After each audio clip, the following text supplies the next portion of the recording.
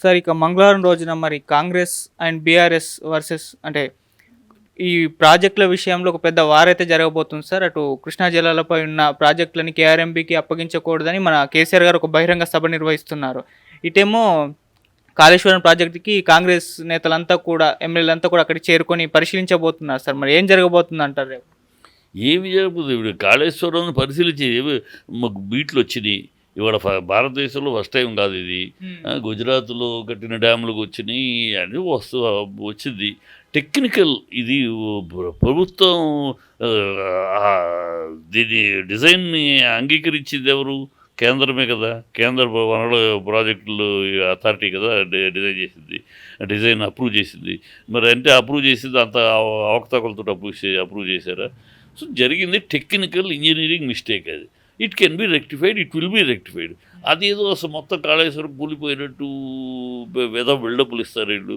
అది జరిగింది, బీటలు జరిగింది. ఆ ఇంజనీరింగ్ మిస్టేకు కాంట్రాక్టర్ల మిస్టేకు. దీంట్లో ప్రభుత్వం పనేంతవరకు కాంట్రాక్టర్లు మరేవాళ్ళు వాళ్ళే రోడ్డు మీద కాంట్రాక్టర్ కాదు. ఎల్ఎండి వాళ్ళు గొప్పవాళ్ళు, పెద్ద పేరు, ఇంటర్నేషనల్ పేరు వాళ్ళకే చెప్పింది. సో అక్కడ ఏదో మిస్టేక్ జరుగుతాయి. ఒక్కోసారి జరిగినప్పుడు దాన్ని రెక్టిఫై చేస్తారు. అంతేగాని మొత్తం కూలిపోయినట్టు పిచ్చవాగులు మాట్లాడుతారు. పిచ్చితనంగా ఉంది. ప్రజలేమంత అమాయకతలో ప్రజలు చూశారు. ప్రజలు ఎంతసేపు 60 మీరు ఇవాళ కొత్తగా రాలా, 60 ఏళ్ళు రాష్ట్రాన్ని పరిపాలించారు. ఆ రాష్ట్రాన్ని ఆ రోజు మీకు ఏ ప్రాజెక్టులు కనపడలా, ప్రజల సంక్షేమ విషయాలు కనపడలా. మీరు తినటం, దాచుకుంటాం తప్పితే పదవులు అనుభవించడం మీరు ఏనాడు చేయలే. అందుకనే ప్రజలు మిమ్మల్ని దూరం పెట్టారు. ఇవాళ ఏదో ఒక ఈక్వేషన్లో టక్కన తంతే గాలిలో బుట్ట పడ్డట్టు ఇవాళ ఇచ్చారు మీకు. దాన్ని అయినా కాపాడుకుంటారంటే అది కాబట్టి మళ్ళీ మా డిఎన్ఏ ఇంతే, మేము ఇట్లాగే ఉంటాం, మేము గాలి సోది కవులు చెబుతూ కాలక్షేపం చేస్తాం. ఎక్కడ అవకాశం దొరుకుద్దో దోచుకుంటానికి అది మా వ్యూహాలు, మా పరిణామాలు వేస్తూ ఉంటాం అని తేటతెల్లంగా చెప్తున్నారు. ఎందుకంటే ప్రజలు వీళ్ళని మొహాలు చూసి ఓట్లేయరు.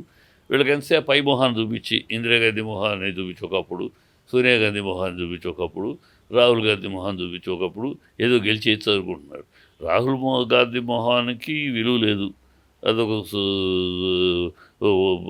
ఏం మాట్లాడతాడో, ఎందుకు మాట్లాడతాడో, జ్ఞానం ఉందా, అజ్ఞాన, అర్ధజ్ఞాన, అవివేక ఏమీ తెలియదు. ఏదో మాట్లాడుతూ ఉంటాడు, రివర్స్ అవుతాడు. మనం చూడండి ఓబీసీని గురించి మాట్లాడు. పిచ్చోడు ఓబీసీలో పుట్టుకతో ఓబీసీ కాదు. 94లోనే గుజరాత్ గవర్నమెంటే, అప్పుడు కాంగ్రెస్ గవర్నమెంట్ అక్కడ ఉంది. మీరే ఓబీసీగా నరేంద్ర మోడీని అంటే ఓబీసీగా పుట్టలేదంటే అందరూ ఓబీసీగా పుట్టరు. ఆ మాత్రం జ్ఞానంగా పుట్టినాకంటే ఓబీసీ అర్హత పొందారు తప్ప ఓబీసీ అర్హత పొందకూడదా? అంటే పుట్టుకతో ఓబీసీ అని ఉండాలా? అంటే వాళ్ళ డెవలప్మెంటు వాళ్ళకి అంటే ఓబీసీ వ్యతిరేకులు వీళ్ళు కాంగ్రెస్ మొదటి నుంచి కూడా వ్యతిరేకులు. నెహ్రూ గారు అన్ని సీఎంలకు లెటర్ రాశాడు, వీళ్ళ రిజర్వేషన్స్ ఈ అడగారిని రిజర్వేషన్స్ ఇవ్వద్దు, ఎంకరేజ్ చేయదని. ఆ లెటర్ కూడా మన పార్లమెంట్లో లెటర్ మేము చెప్పేది కదా, ఆయన నెహ్రూ గారు రాసిన లెటర్. వీళ్ళు అగైన్స్ట్ వాళ్ళు అహంభావులు, వాళ్ళే ఉండాలి, ఇంకెవరు పైకి రాకూడదు, ఎదగకూడదు. అది ఆ బాపతులు. మరి కేసీఆర్ గారి సభ ఎలా ఉండబోతుంది సార్? మరి దీన్ని ఆపడానికి కూడా ప్రయత్నిస్తున్నారన్న వార్తలు వినిపిస్తున్నాయి. వాళ్ళు చేస్తారు, వాళ్ళకి కాంగ్రెస్ అలాంటి దౌర్భాగ్య పనులు చేస్తుంది. ఎంత వాడు ప్రయత్నాలు చేసినా అది ఒక రేపు మీటింగ్ ఫస్ట్ టైం ఆయన వచ్చిన తర్వాత బయటకు ప్రజలు సింహగర్జన రేపు పెట్టారు. సమాధానాలు చెప్పలేక అన్ని ఆధారాలతో, ఆయన ఎప్పుడు మాట్లాడిన ఆధారాలతోటి నోళ్ళు మూయిస్తారు. మీరు పిచ్చివాగుడు లాగా, మీలాగా గాలివాగుడు పిచ్చివాగుడు ఉండదు. ఒక అర్థవంతమైన ఆలోచనాపరమైన ఉంటాయి.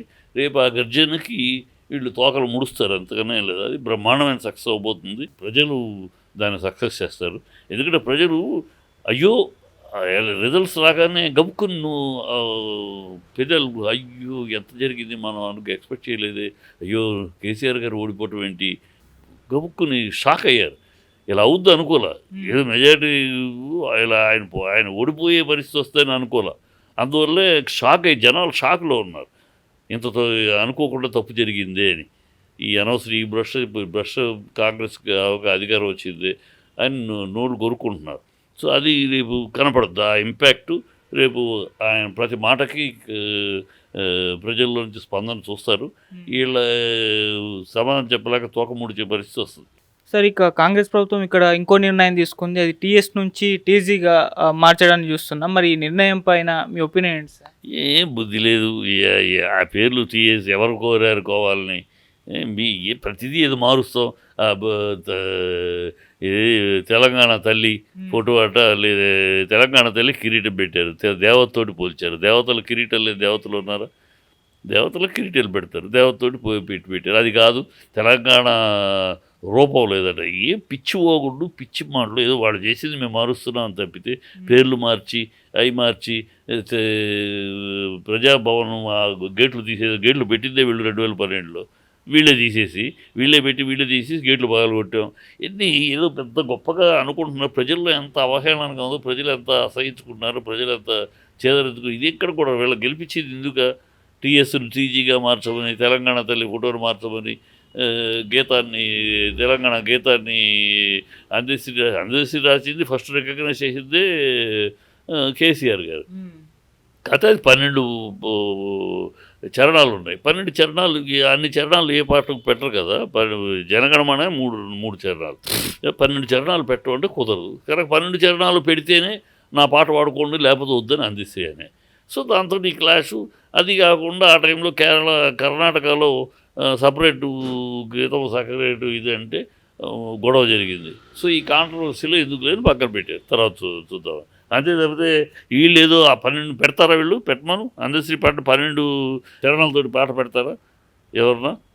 ఒక చరణం అంటే ఒక గీతం అంటే 4 చరణాలు ఉంటాయి, అంతకు మించి పెట్టరు. దాంట్లో సెలెక్ట్ చేసి ఆయన వద్దంటున్నాడు. అందశ్రీ మొత్తం 12 చరణాలు పెడితే పెట్టండి, లేకపోతే నా పాటే వాడుకోవద్దు అంటున్నాడు. ఇంకేం చేస్తావు? రచయిత యొక్క కారణం అందుకని పెండింగ్ పడింది. దాన్ని మేము తీసుకొస్తాం. అన్నీ అయ్యే ప్రజలకు సంబంధించిన విషయాలు, ప్రజలకి ప్రయోజనం, పాలనకు సంబంధించిన వీళ్ళ పర్సనల్ వెండెట్టాలు, పర్సనల్ ద్వేషాసు వీళ్ళతో చేసే పనులు తప్పితే బుద్ధి లేని పనులు అయ్యి. సార్ ఇక రీసెంట్గా మరి పివి నరసింహారావు గారికి మరి కేంద్ర ప్రభుత్వం భారతరత్న అవార్డు ప్రకటించడం జరిగింది. దీనిపై మీ ఒపీనియన్ ఏంటి? అంటే కేటీఆర్ గారు విమర్శించడం జరిగింది మన కాంగ్రెస్ పార్టీ పైన, ఇన్నాళ్ళు వాళ్ళు దూరం పెట్టేశారు అని చెప్పేసి 10-15 ఏళ్ళు. మీ ఒపీనియన్ ఏంటి? ఖచ్చితంగా కాంగ్రెస్కి బుద్ధి లేదు, కాంగ్రెస్ అసలు అర్హత లేదు ఆ విషయంలో మాట్లాడటానికి. ఎందుకంటే పివి నరసింహారావు గారు ఫస్ట్ నెహ్రూ ఫ్యామిలీ కాకుండా బయట వ్యక్తి కాంగ్రెస్ ప్రధానిగా చేసి 5 ఏళ్ళు నడిపి అనేక ఒడిదుడుకుల్ని ముందు తీసుకెళ్ళి ఆయన పరువు నిలబెట్టాడు కాంగ్రెస్. అలాంటి ఆయన చనిపోతే గాంధీ భవన్లోకి ఎంట్రీ ఇవ్వలేదు ఆ పార్థివ దేహానికి. ఆయన శవం పూడ్చిపెట్టడానికి చోటు ఇవ్వలేదు, ఆయన స్మారక దీనికి స్థలం ఇవ్వలేదు.